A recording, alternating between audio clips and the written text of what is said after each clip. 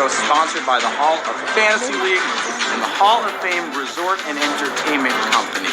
All right, folks, I am Jeff Eisenband. I will be your host tonight as we begin Season 2 of Hall of Trivia. This football season, we brought you a whole new series with twists and turns. We dove into the football and fantasy world. We tried some things. This spring, we will spread our wingspan. Coming up with some news for you guys. If you can hear my voice, stick around because you see that football flying. But we're going to have a basketball this time. It's coming up in just a second.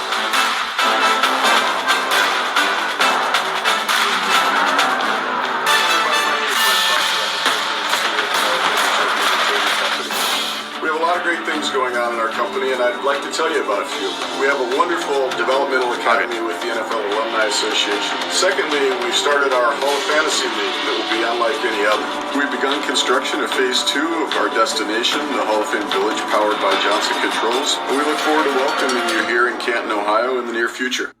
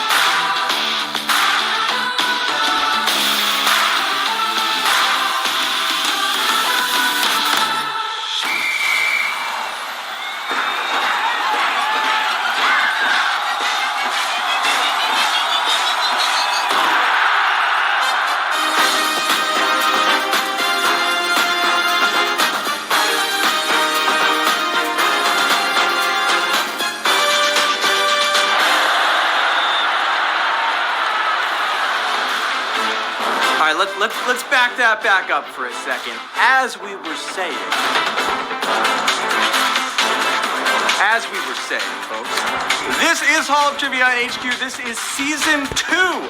We did football in the fall, and we have some outstanding new sports coming for you this spring. I'm Jeff Eisenband. I will be your host. So excited. I've missed you. I'm glad to be on your phones again. I'm glad to talk to you. I know so many of you have reached out to me about when we were doing this on social media, and it's now. We are spreading our wings into a variety of sports and some themed games and some general sports coming up at you. We also have a few other surprises, but we will get to those eventually. All right, let's move on. Let's move into things. We start tonight with you've heard about it, a March Madness mega game. We will have a Sweet 16 batch of questions and a special $10,000 prize pool. Tell your friends that those first questions will be coming in just a moment. We have to start, of course, with the Start Sit Fantasy Pick'em pool. That's brought to you by the Hall of Fantasy League, and we're still going with it. Even though it's not football, each week we will give you or that could change week to week. We will see. Fantasy points, not just points, but fantasy points that week. Get the most wins by the end of the contest, and you and whoever is left will split a grand prize. That is still to be determined, all right? We'll figure out what that prize is. We actually gave away a full $10,000 to one person during football season. Shout out to KP Dowd. We are going to start this totally new competition with an NCAA tournament game. The first four this week features two historic programs, Michigan State and UCLA, all right? They are 11 seeds, and for that, we are giving you two big names, Aaron Henry for the Spartans and Johnny Juzang for the Bruins. All right, start, sit. You know how it works. Ready, go. Let's see what you guys got on the poll. Aaron Henry or Johnny Juzang. You pick who you think will score more fantasy points. If you don't know either, just take a guess. You got a 50-50 chance of getting this one right. What do we got? What are people thinking? Aaron Henry going with Michigan State, going with Tom Izzo's guys. 64% of you have started this. We don't know. We'll figure out what the prize is for all this, but you've gone in with that. Oh, one more thing, guys. We are doing a Hall of Trivia on HQ March Madness bracket challenge. I feel like I got to make sure I have my bracket here. On ESPN.com, search for Hall of Trivia on HQ or see the link that we've posted to our Twitter account, all right? I've posted it to my account as well. We'll be giving away some awesome HQ swag to the top performers, so look out for that. Now it's time to do that trivia, all right? I'm going to ask you 16 questions about March Madness. You get all of them right, and guess what? You're going to split a prize pot of $10,000. So let's get to the court, all right? And the ball is tipped. There you are. Let's go to Q1. What princess's name is given to an underdog team that surprises in the NCAA Tournament? Is it Cinderella, Snow White, or Elsa? Cinderella, Snow White, or Elsa? A favorite that loses may feel frozen or dwarfed in its attempt to win a title, but a high seed making a run, well, that would be called a Cinderella. And by high, I mean greater in number, 14,699. You getting right to start. The slipper fit for you, so put it on. My Butler and Wichita State fans in there, you know exactly what I'm talking about. Q2. Since 1987, what song is played over a montage of highlights after the national champion is crowned? Is it My Shot, Unwritten, or One Shining Moment? Right? I will not throw away my shot. No, Hamilton wasn't around back then, but the rest is still unwritten. No, it's One Shining Moment, that's what we're looking for, and I assume most of you, 13,696 of you, in one shining moment, it's all on the line. It's all on the line at Q3 right now, folks, to continue on with this game. Which of these traditional powerhouses is the only program to make this year's men's tournament? Duke, Kentucky, or North Carolina? All right, the Blue Devils, the Wildcats, or UNC. And I gave it away in the intro. Duke's year began with Coach K going viral for scolding a student reporter, and it ends with Duke missing the tourney for the first time since 1995. Kentucky finished an abysmal 9-16. UNC wasn't that good, but they are an 8 seed. They're in the tournament, so congrats to those of you that put the Tar Heels. 12,730 of you have made it through 3 questions so far, but you got to keep going. Q4, the first 4 we got here, all right? You gotta get the Q4 in 2018. Which team became the first number 16 seed to upset a number 1 seed? Loyola Chicago, Mercer, or UMBC? And folks, it wasn't just a number 1 seed, but the overall number 1 seed. 2018 was supposed to be UVA's year, and UMBC beat the Cavaliers by 20 in the first round. And that was it for UVA. It's not it for 11,066 of you that remember Maryland, Baltimore County getting it done. Of course, Tony Bennett and Virginia, they came back to win it all the next year. Wahoo! It was all good for the Hoos. Q5. What was the last men's team to go undefeated in the regular season and win the national title? UNLV, Kansas, or Indiana? Undefeated in the regular season and then win the national title. Gonzaga's got a chance, but if they lose the 1975-76 Indiana Hoosiers will be popping champagne Mercury Morris style and celebrate another year as the last undefeated men's champion. That team was coached by Bobby Knight and was led by Scott May, Quinn Buckner, and Kent Benson. Who was thinking Hoosiers here? Do I got some Hoosiers? Did we get some 10,657 of you? Recognize that and got it right. Bobby Knight's not throwing a chair at you. Job well done. Congrats on that. Let's move. Oh, we got WHM 808 says her niece went to Duke and tutored some of the players. Listen, that's spectacular, but they're not in the NCAA tournament. Also, I promised a shout out to Bam and Trisha watching right now. Bam's good dude. Following me on Twitter. In the 2010 National Championship game, which future NBA All-Star missed a half-court feed that would have been Duke? CJ McCollum, Gordon Hayward, or Kemba Walker? CJ, Gordon, or Kemba. I still hear Jim Nance in my head saying, "It almost went in." and that shot came off the fingertips of Gordon Hayward. All right? Remember this half-court Butler shot? 10,360 of you did. If you want to get really deep, Brian Zubek missed the free throw, and Matt Howard set the pick that might have been an illegal screen, but we'll let it fly, Matt. Q7. Which of these women's head coaches has 0 losing seasons to their name? Gino Auriemma, Pat Summitt, or Muffet McGraw? All right? UConn, Tennessee, Notre Dame.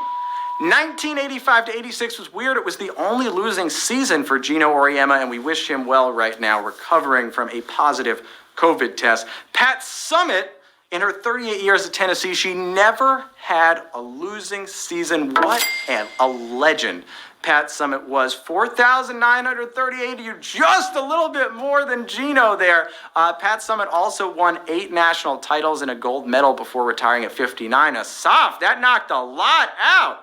Do we want to say sacked for something like that? I think we do, and it's Joe Burrow going down with a little Aaron Donald up the middle. We still got those football sacks in there. Q8. What vegetable is announcer Bill Raftery known for exclaiming after a big basket? Is it broccoli, onions,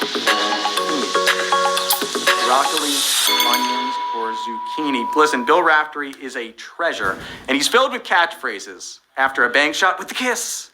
And of course, send it in, Jerome, is an all-timer. But perhaps none are as simple as onions.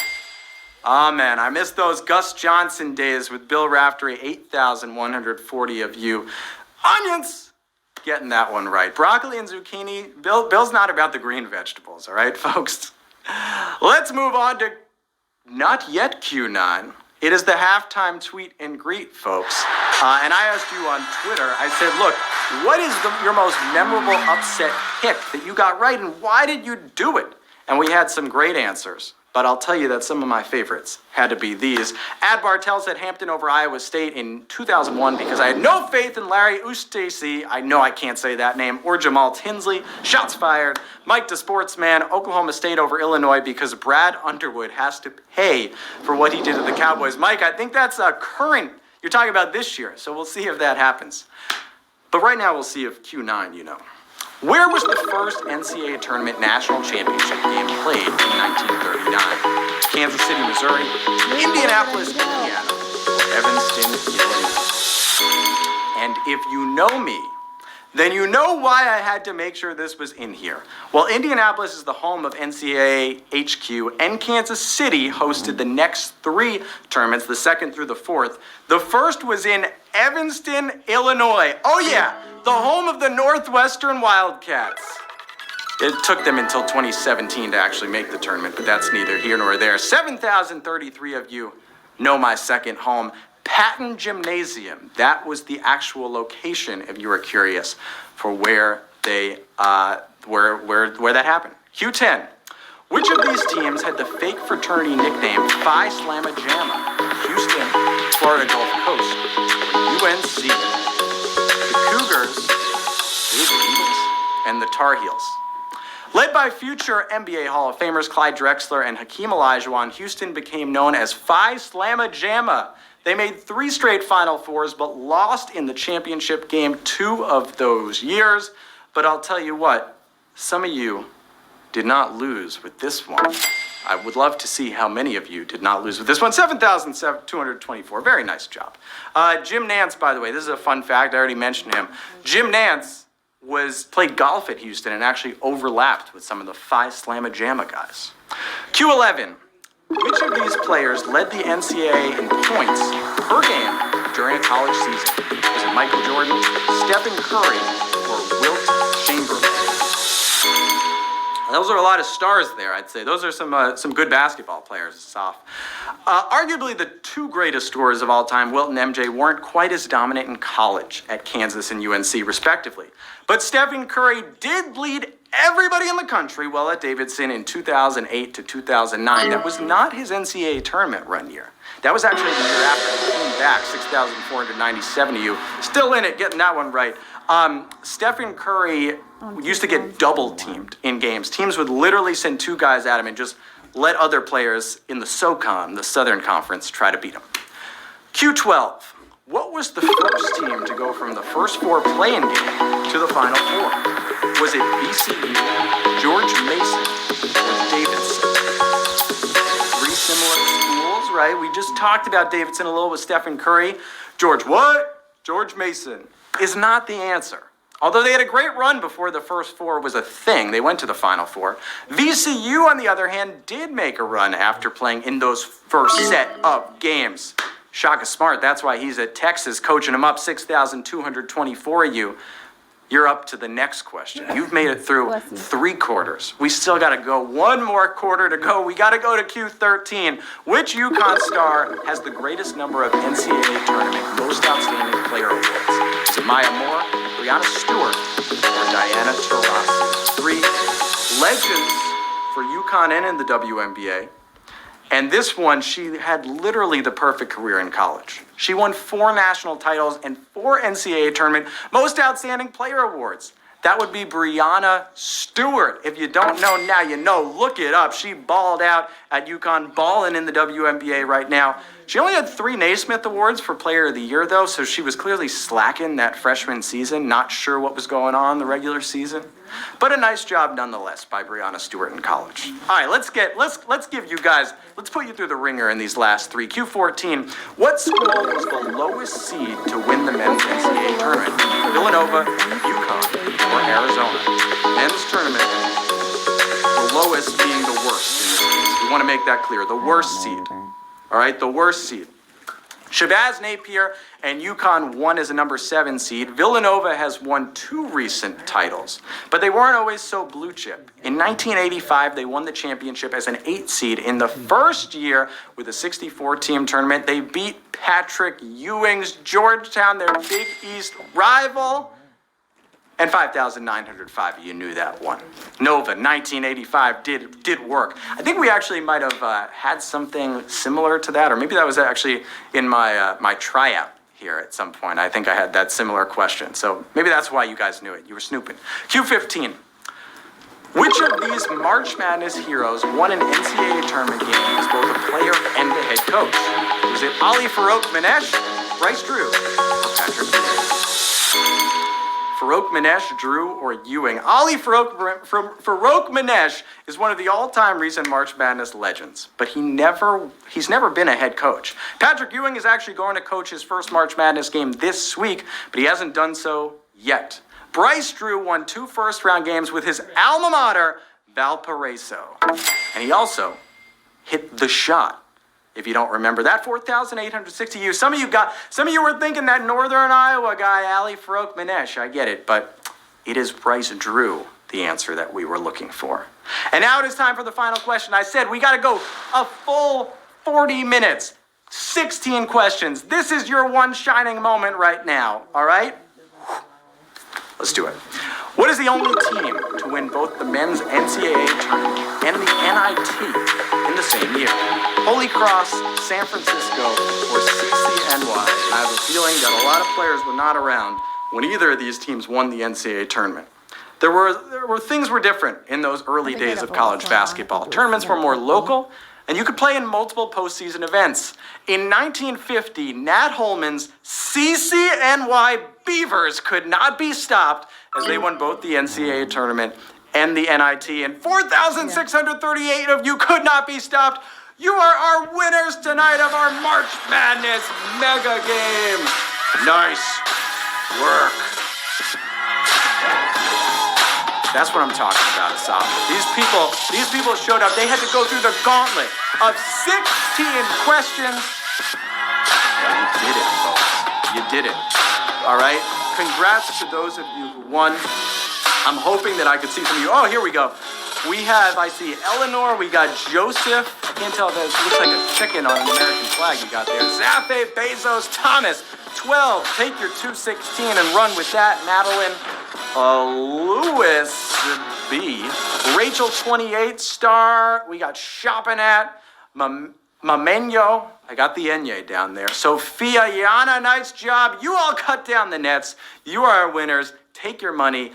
see what's going on this weekend. Check those odds. It's going to be a fun March Madness coming up. We play Hall of Trivia every Tuesday now. Tuesday, if you're here, you know that, at 8 p.m. Eastern time. And we're going to get a little funky with it, all right? We got a lot of new sports games coming up. So stay tuned for all of that. For more news and information on the Hall of Trivia, follow us on social at HQ Sports and at the HOF League. All right, as a special thanks, we want to shout out our sponsors, the Hall of Fantasy League and the Hall of Fame Resort and Entertainment Company. You guys are the best, and you are delivering us here with Season 2.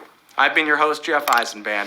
And until next time, follow me on Twitter right there, at Jeff Eisenband. Until next time, have the best fantasy version of your week, score some buckets, and don't get vultured. I'll see you soon.